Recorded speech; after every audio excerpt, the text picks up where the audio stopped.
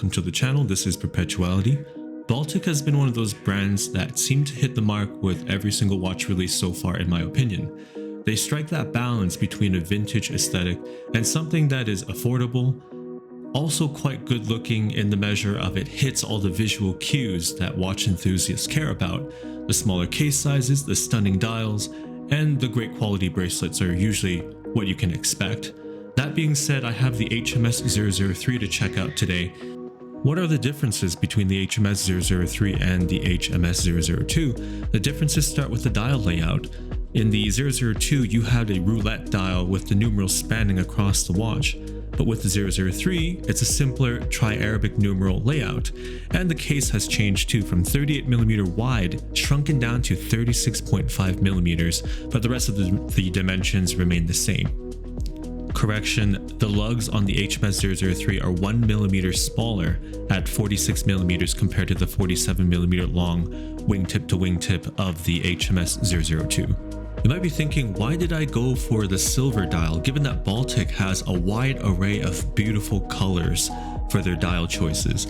You have the salmon dial compared to the cooler tone silver sector dial with blue indices. You also have a dark rich royal blue with gilt gold indices that looks striking, also being offered among a plethora of straps, from a flat link bracelet, beads of rice, to numerous leather straps.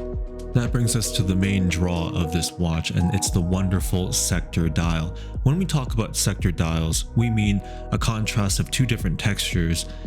From the outer perimeter of the watch, you have a concentric brushed section of the dial where the blue heat-treated steel numerals will rest.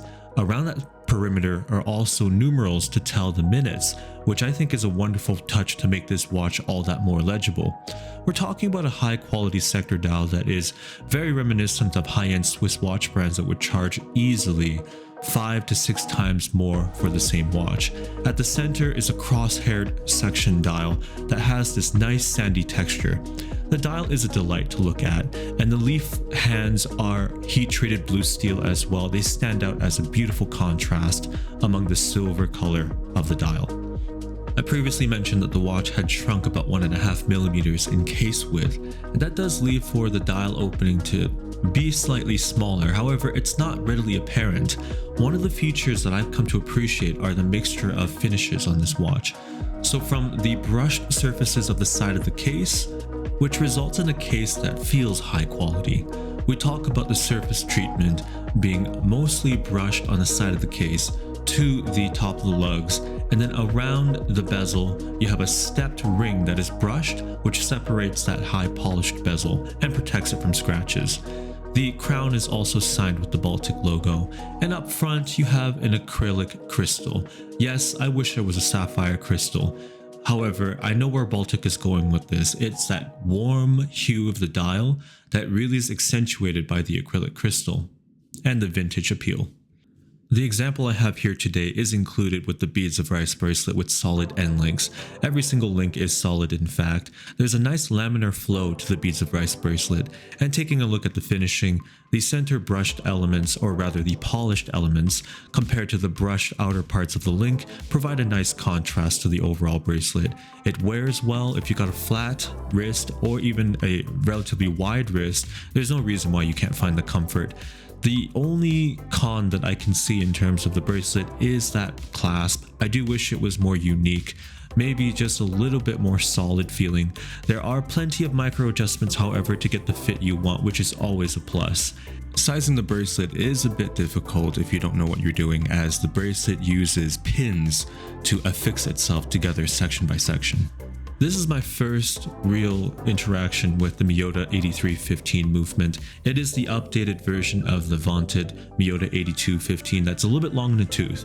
This one has 60 hours of power reserve, but it still beats at the slower 21,600 vibrations per hour, so you won't get that super smooth sweep. But I will say that this watch has been regulated out of the factory in France to 8 seconds per day, which is pretty remarkable considering that an NH35 out of the box isn't anywhere near close to that accuracy. You can argue for the price point you would expect a better movement, a more higher quality movement with a higher beat rate, but I think it's just fine for this application. The finishing of the movement in terms of the bridges and the Côte de Genève is a nice contrast to that very industrial skeletonized rotor. Overall, it is very interesting to look at in my opinion, and it's a good movement altogether. Would I have preferred a manual wound movement in this watch? I think it would elevate this watch even further to make it closer to the vintage watches of the 1930s, 40s, and 50s, especially with that sector dial and leaf hands. Wouldn't that be a complete package? But we can't have everything now, can we? However, I will say that in terms of the fitment of the watch on the wrist, it doesn't disappoint. My wrist is roughly 6.5 inches across, and is this watch too big for my wrist or too small? I think it's actually just the right size. If you've got a wrist about 7 inches, you could still get away with this watch on your wrist, and that is because in part of how the curved lugs are quite long. They're not so curved that they are completely lost on your wrist. Being 46mm across, they're long enough to give the watch a larger footprint that I'm sure many will come to appreciate in terms of a vintage dress watch. You can really get away with wearing this watch for all circumstances. I know you may be arguing with me that it's too fancy, it's too classy to wear every day, but you can get away with it on a Saffiano leather strap if you want it to get suited and booted up. Maybe you want to wear it more casual, then leave it on the beads of rice bracelet. I think the versatility of this watch is one of its strong selling points. Some of the things that I mentioned that I wish was improved is the crown being a little bit larger, more pronounced, but I understand that Baltic is going for a more vintage aesthetic. All in all, a very great offering from Baltic. If you liked today's video, please consider liking the video and following along for more watch content, and I'll see you in the next one.